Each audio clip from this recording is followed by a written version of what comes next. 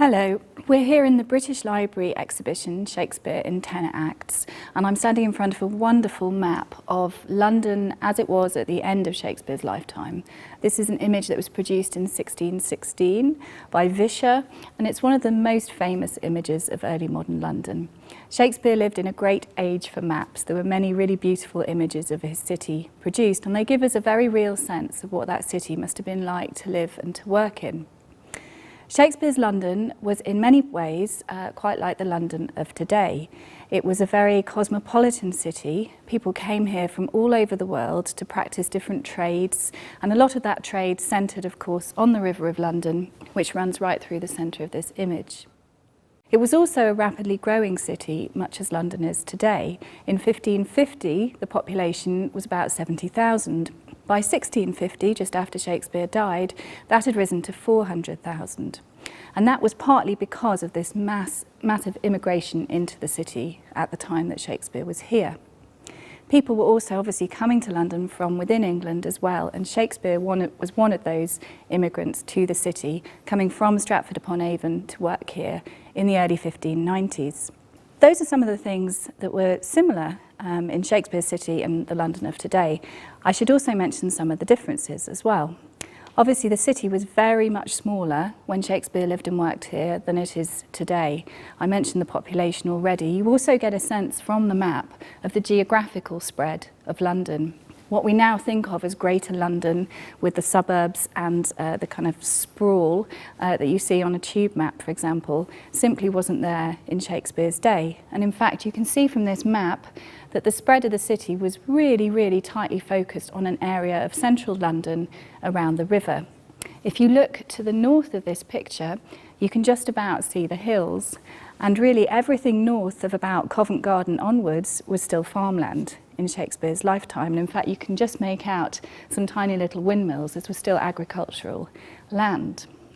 To the south, you'll also notice that there's very little by the way of development, very few properties built there. What you do find on the South Bank is quite interesting. You will probably be familiar with the fact that on the South Bank you find some of the first theatres in Shakespeare's London.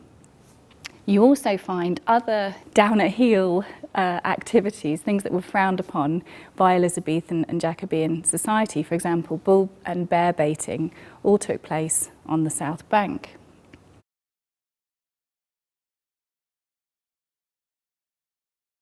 Political power in Shakespeare's city was centred on Westminster and Whitehall, to the west of this map here. You can just see Charing Cross there above Whitehall. And the monarch had a palace at Whitehall, as well as residences at Greenwich and at Windsor. And at the palace here, and you can even make this out on the map, there was a jousting yard, there were tennis courts, and there were formal gardens.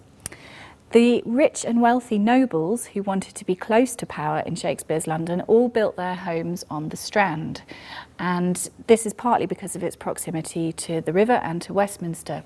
You can see on the map these enormous palaces that have gardens extending all the way from the Strand itself down to the river.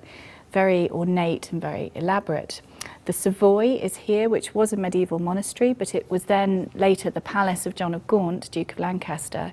And it's here, in Richard II, that Shakespeare has him give the wonderful speech, "This earth, this realm, this England," right at the end of his life.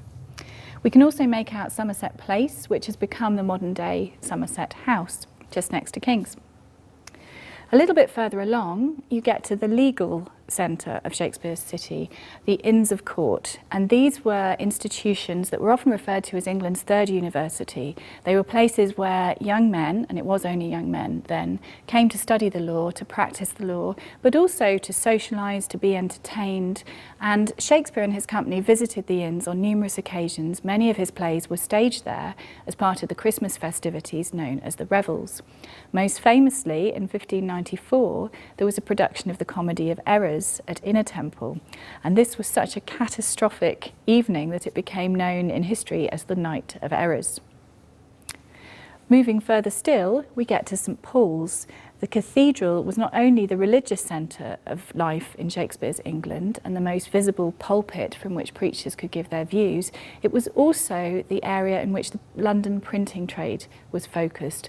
All of the booksellers and printers had little stalls dotted around the outside of St Paul's, and people going to the church to attend a sermon, to hear the preacher, would often stop off in the bookstalls and pick up the latest publications, including, we think, Shakespeare himself. As we move to the far east of Shakespeare's city, we come to the Tower of London, a very famous landmark today, but also a really important symbol in Shakespeare's lifetime. And this was really the ultimate icon of power, political power. The Tower of London was traditionally the place where monarchs spent the night before their coronation. Queen Elizabeth I had been imprisoned there for a while when she was a young girl. And it is also a place of execution. It is the place where some monarchs ended their life. Anne Boleyn lost her head there, as is recreated in Shakespeare's play Henry VIII.